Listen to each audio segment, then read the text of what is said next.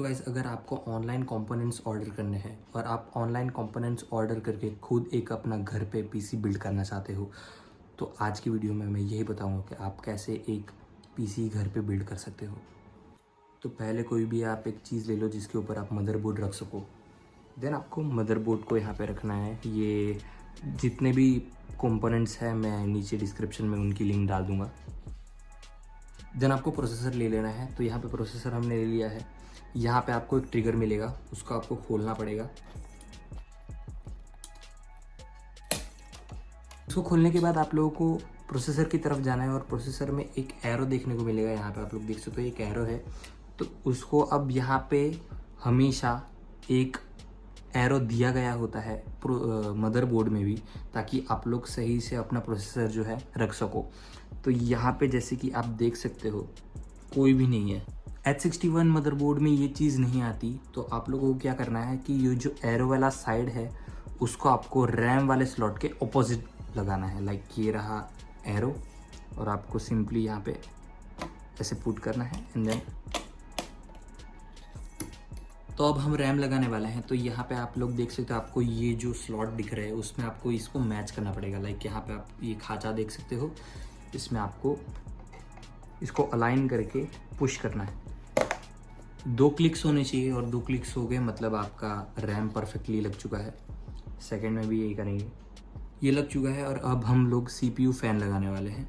सो आप लोगों को CPU फ़ैन में जो ये एरो दिख रहे होंगे इसके ऑपोजिट आपको इसको खींचना है और इसको ऑपोजिट वे में टर्न कर देना है। सारे में यही करेंगे। अब आपको ये जो होल है इसमें आपको इसको अलाइन करना है और आपको पुश करना है। एक बार आपका CPU फ़ैन लग जाए तो CPU फ़ैन को पावर देने के लिए यहाँ पे एक केबल दी है और यहाँ पे जहाँ पे भी फ़ैन होता है उसके बाजू में उसका कनेक्टर होता है। यहाँ पे आप देख सकते हो कनेक्टर है, इसको आपको अलाइन करके कनेक्ट देना है।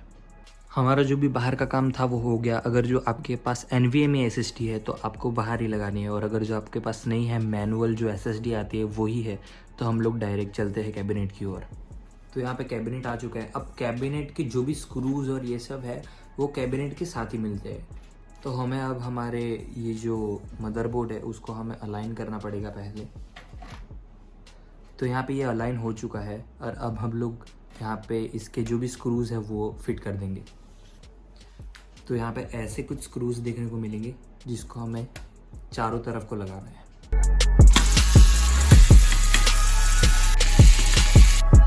तो यहाँ पे मदरबोर्ड हमारा फिक्स हो चुका है एकदम। अब हम लोग SMPS को लगाएंगे। सो हम लोग को यहाँ पे इसको अलाइन करना पड़ेगा पहले। तो यहाँ पे भी हमें अलाइन करना पड़ेगा ताकि स्क्रूज हम फिट कर सके। अब यहाँ पे भी हम लोग स्क्रूज फिट कर देंगे। तो यहाँ पे हमारा SMPS भी एकदम लग चुका है। अब हम लोग सारी SMPS की वायर मदरबोर्ड के साथ कनेक्ट करेंगे। यहाँ पे फर्स्ट हमारी जो केबल आती है वो मदरबोर्ड को पावर सप्लाई देने के लिए आती है। तो इसको हम लोग इस स्लॉट में लगा देंगे और इसको भी हमेशा एक यहाँ पे स्लॉट होता है CPU फ़ैन के केबल के बाजू में, जिसमें हमें ये वाली जो 4 पिन होती है इसको लगानी होती है। अब जो भी कैबिनेट के वायर है वो मदरबोर्ड में अटैच करने होते हैं। यू कैन सी यहाँ पे USB लिखा हुआ है। अब मदरबोर्ड के मैनुअल में भी सारी चीज़ें मिल जाती है कैबिनेट के लिए कि कैबिनेट के वायर्स कहाँ पे लगेंगे। तो यहाँ पे USB लिखा होता है। हमेशा कोई भी जो मदरबोर्ड लेते हैं उसमें पहले से ही लिखा होता है कि आपको क्या चीज़ कहाँ पे अटैच करनी है। यहाँ पे USB है, ये ऑडियो का है और ये USB है, तो USB यहाँ पे लगेगा। देन ये है ऑडियो। अब ऑडियो का ये यहाँ पे है एक स्लॉट जहाँ पे हमें लगाना है, तो ये ऑडियो का वहाँ पे लग जाएगा। अब ये छोटी केबल्स जो है जिसके ऊपर ये सब लिखा होता है छोटे छोटे अक्षरों में, अब इसको जो है वो लगाने के लिए आपको मैनुअल ही देखना पड़ेगा, क्योंकि मैनुअल के अलावा आप डायरेक्ट ये नहीं लगा सकते। ये हमारी सारी वायर लग चुकी है मदरबोर्ड के साथ। अब हम लोग SSD लगाएंगे। तो SSD में भी 2 केबल्स होती है। एक होती है जो हमारे SMPS से निकलती है जिसको हमें इसके अंदर लगाना होता है, जो कि बेसिकली इसको पावर देती है। एक और हमें केबल की ज़रूरत पड़ेगी जो कि कैबिनेट के साथ भी आती है और SMPS के साथ भी आती है, जो है SATA केबल। अब SATA केबल आपको यहाँ पे लगाना है। अभी लग चुकी है यहाँ पे। अब यहाँ पे SSD भी कनेक्ट हो चुकी है और यहाँ पे मेरे लिए एक स्पेशल स्लॉट है SSD के लिए यहाँ पे, तो हम डायरेक्ट इसको लगा देंगे। मेरे पास एक दूसरी हार्ड डिस्क भी है, सो हम लोग इसको भी पावर दे देंगे SMPS के साथ, और आपको इसके साथ भी SATA केबल लगानी पड़ेगी। अब इसका कोई स्लॉट नहीं है तो हम लोग डायरेक्ट इसको यहाँ पे लगा देंगे, सिर्फ छोड़ देंगे। अब यहाँ पे हमारी जो हार्ड डिस्क और SSD की केबल्स है, इसको हम लोग SATA वाले स्लॉट में डाल देंगे। अब बात आती है ग्राफिक कार्ड की। तो ग्राफिक कार्ड अगर जो आपके पास नहीं है तो भी कुछ नहीं, लेकिन मेरे पास है तो मैं यहाँ पे लगा रहा हूँ। इसके लिए भी एक अलग स्लॉट दिया गया होता है यहाँ पे, जैसे कि आप देख सकते हो यहाँ पे है।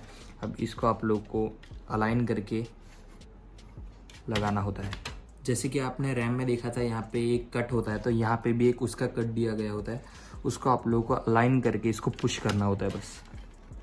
ये कैबिनेट का ग्राफिक कार्ड का है, इसको निकाल लेते हैं ताकि हम इसको लगा सकें। देन यहाँ पे ये प्लेट जो है इसको लगा देंगे हम, एंड देन एक स्क्रू लगा देंगे।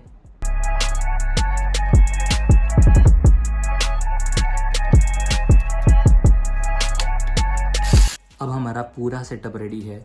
मैं एक टिप देना चाहता हूँ, अगर जो आप लोग पहली बार अपना पीसी को बूट कर रहे हो तो आप लोगों को ये जो इसकी लीड है वो नहीं लगानी, पहले आप बूट करके देखो। अगर जो कोई प्रॉब्लम आती है तो आपको फिर से भी सेटअप करना पड़ सकता है, इसलिए मैं पहले रिकमेंड करता हूँ कि आप पहले बूट करके देखो। अगर जो बूट हो जाए तो फिर आपको शट डाउन करके इसकी लीड लगा देनी है।